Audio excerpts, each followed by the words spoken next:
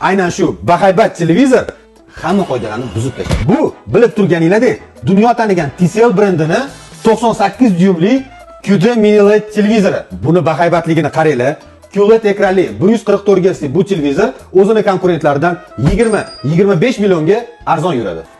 O'zingiz uchun tasavvur qilinglar buni qanaqa bahaybatligini.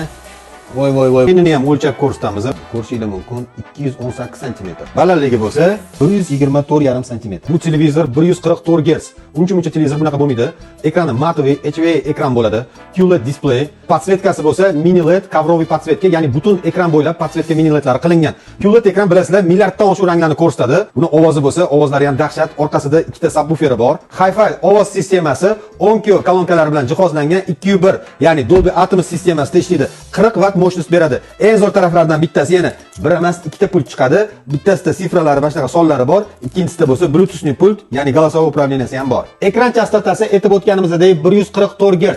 Bunaqa sistemada ishlaydigan LG, Samsung televizorlaridan hech qanaqa qolishadigan joyi yo'q, lekin ustunligi narxida. Narxini aytganimdan keyin vahima qilmaymiz, narxi $2100. Buni o'zbek milliy valyutasida to'lov qilib bemalol olib ketishingiz mumkin. To'g'ri, narxi arzon emas, lekin narxi ishlab chiqaruvchi belgilaydi. Yaxshi niyat qiling, niyatni o'zi 50% yutuq hisoblanadi. Inshaalloh sizni ham, bizani ham uyimizda shunaqa eng so'nggi modellar turishi nasib qilsin. Rahmat hamma.